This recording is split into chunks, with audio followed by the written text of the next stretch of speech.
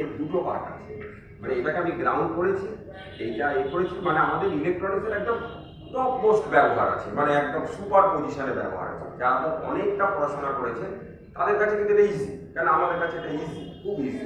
ওটা আমি করিনি না, বলছি যে ইজি, কারণ কি বলছি যে এইটা হয়ে যাচ্ছে 320 ভোল্ট, আর এইটা থেকে একটা আউটপুট নিচ্ছে।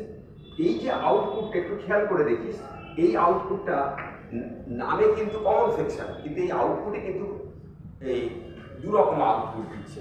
আইদার এটা একবার প্লাস সাপ্লাই দিচ্ছে, আবার এটা মাইনাস সাপ্লাই দিচ্ছে। তোকে মানতে বাধ্য করি কখন না, যদি এ ট্রিগার করে, এ যদি ট্রিগার না করে, এই ট্রিগার করছে, এই যদি ট্রিগার না করে, তাহলে এখানকার ভোল্টেজটা এখান থেকে বেরিয়ে আসছে, আর ট্রানজিস্টার কিছুটা খাচ্ছে, কিছুটা এখানে লিকেজ হচ্ছে, কারণ ও জানে এই জায়গাটাতে যেগুলো ব্যবহার করা হয় তার মধ্যে আমরা একটা লাগানো থাকি, মানে একটা জেনার ডায়োড থাকে, তার মধ্যে সে কিছুটা ভোল্টেজকে ডাউন করে। তা নাহলে এখানে আমরা 320 ভোল্টেজ পেতাম, গ্রাউন্ডের রেস করতে পাবো না, আমরা এখানে পাবো 180, ম্যাক্সিমাম 160 থেকে 180-র মধ্যে ভোল্টেজ পাবো।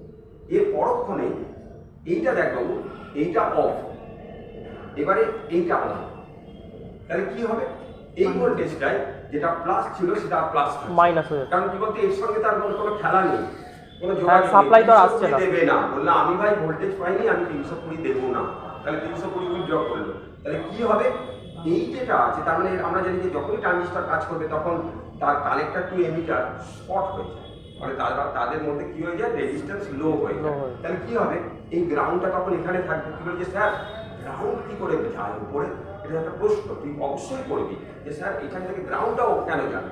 আমি তো কয়েলটাকে বাবু এইভাবে লাগিয়ে রেখেছি, তাহলে কয়েলের একটা সময়, ওই সময় কিন্তু অলরেডি প্লাস এসে গেছে অন্য কোনো আর একটা ট্রিগারিং থেকে, তখন ধর এই পজিটিভটা ট্রিগার হয়েছিল, এই জন্য এর থেকে কিন্তু ওখানে পজিটিভ এসে